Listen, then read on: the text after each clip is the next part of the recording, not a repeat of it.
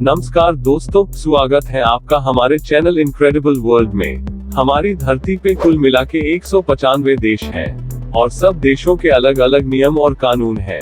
कहते हैं किसी भी देश को विकासशील देश बनाने के लिए सबसे बड़ा हाथ उस देश की सरकार का होता है और फिर बारी आती है उस देश में रह रहे नागरिकों की। अगर आज की बात करें तो बहुत से देश बहुत सी समस्याओं से जूझ रहे हैं, जैसे ट्रैफिक, गंदगी, प्रदूषण और पानी। और भारत का नाम उस लिस्ट में काफी ऊपर आता है। पर अगर बात करें वहीं पे एक ऐसा देश भी है जिसको आजाद हुए सिर्फ 56 साल हुए हैं, और अगर कहें कि इस समस्या को इस देश ने पूरी तरह से खत्म कर दिया है तो यह कहना गलत नहीं होगा। जी हाँ, हम बात कर रहे हैं सिंगापुर की। सिंगापुर मलेशिया से 9 अगस्त को 1965 को अलग हो गया था। इसके बाद इस देश ने कभी पीछे मुड़कर नहीं देखा।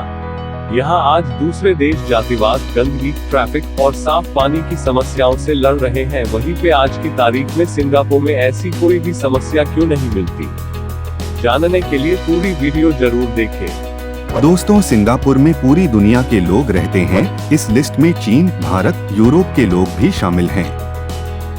एक दूसरे से विचार न मिलना और रहन सहन में विभिन्नता के कारण लोग एक दूसरों से नफरत कर सकते हैं, पर फिर भी सिंगापुर में कभी जातिवाद या धार्मिक दंगों के बारे में नहीं सुना गया। ऐसा इसलिए है क्योंकि सिंगापुर में सभी लोगों के लिए यह अनिवार्य है कि उनके फ्लैट्स या बिल्डिंग्स में सभी तरह के लोग रहेंगे, और इस तरह से वह लोग एक दूसरे के पड़ोसी बन जाते हैं और एक दूसरे के दुश्मन बनने के बजाय दोस्त बन जाते हैं।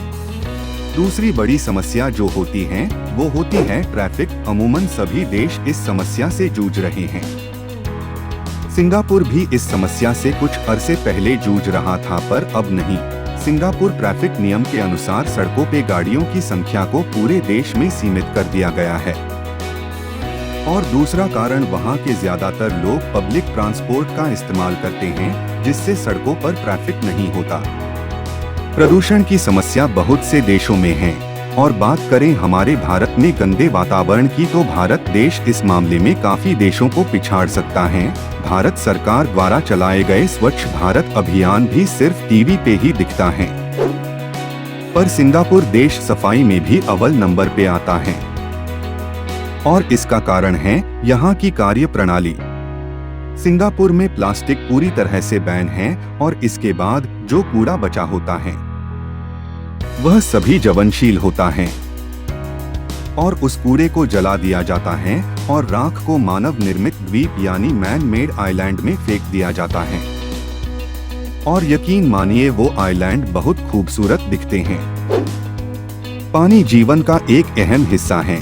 इसके बिना मानव जीवन की कल्पना भी नहीं की जा सकती, पर आज बहुत से देशों में पीने के लिए साफ पानी नहीं है। वही दूसरे देश पीने के पानी को बहुत बर्बाद कर रहे हैं, पर सिंगापुर में इन दोनों चीजों का हल निकाल लिया है।